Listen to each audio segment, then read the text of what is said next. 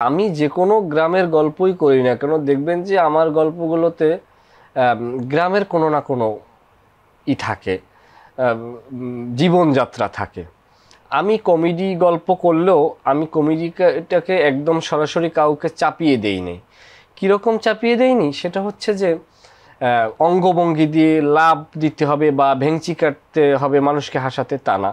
একটা স্বাভাবিক প্রক্রিয়ার মধ্য দিয়ে একটি ঘটনা যাচ্ছে, সেই ঘটনার ভিতরে কিছু অসামঞ্জস্যতা মানুষকে হাসাতে পারে। আমি এই বিশ্বাসে গল্পটা বলি এবং কি এই সমাজের কোনো না কোনো গল্প নিয়েই আমি আগাই, বুঝছেন? তাহলে এই যে এই গল্পটা, এটা আসলে কোন জায়গা থেকে পিক করা বা কোন জায়গা থেকে সেটাই বলতেছি।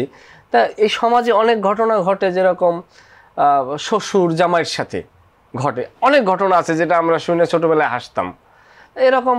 তা চিন্তা করলাম যে এই ধরনের একটা ঘটনা হইতে পারে। একটা জামাই, সে নিজেকে অনেক বুদ্ধিমান ভাবে কিন্তু লোকটা বোকাশোকা। আচ্ছা, একটা মানুষকে যতটা সম্মান করা লাগে সে সেটা বোঝে না, সে অসম্মান করে, এবং অসম্মানটা আবার ওরকমও না, মানে বিনোদনের মতো আর কি। একজন মানুষ আপনাকে অপমান করতেছে অথচ আপনি হাসতেছেন, কিন্তু ওই লোকটা কিন্তু কলিজা ফাটাই আপনাকে অপমান করতেছে, কিন্তু ওনার বডি ল্যাঙ্গুয়েজ অ্যাক্টিভিটিস আপনাকে হাসাচ্ছে। ঠিক এইভাবে করে, বা এর ভিতরে আবার কিছু চরিত্র সমাজের, একটা দুশ্চরিত্র চেয়ারম্যান কিন্তু একটা সমাজের বড় রকমের ক্ষতি করতে পারে, আবার একটা ভালো চেয়ারম্যান কিন্তু সমাজের বড় রকমের উপকার করতে পারে। তো একটা চেয়ারম্যান যদি খারাপ হয় তাহলে কি হইতে পারে? আবার একটা চেয়ারম্যানের একটা চামচা, সে কিন্তু চেয়ারম্যানের চেয়ে বেশি ক্ষমতা রাখে, সে আবার কিভাবে কি করতে পারে?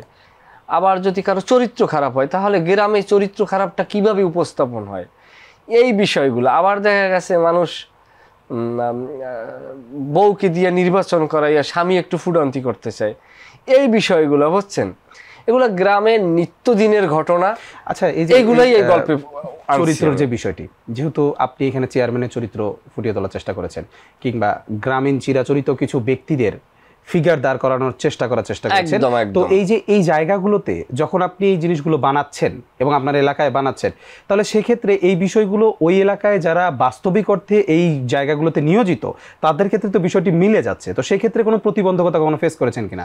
যেমন আপনি মেম্বারকে নিয়ে বানাচ্ছেন, হয়তো কোনো মেম্বার এসে আপনাকে এই বিষয়ে কোনো প্রতিবন্ধকতা সৃষ্টি করেছে কিনা? না, এরকম হয়েছে যে একজনের সাথে মিলে গেছে, সে আমাকে ফোন দিয়ে আর বললো যে তোমার ওই নাটকটা কিন্তু দারুণ, তুমি কিন্তু একেবারে সত্যটাই তুলে ধরছো ভাই, তোমারে আমার ধন্যবাদ, স্যালুট, তুমি দাওয়াত খাই আমার বাড়ি। মানে হ্যাঁ, এমনভাবে বলতেছে যে এই চরিত্র তার না।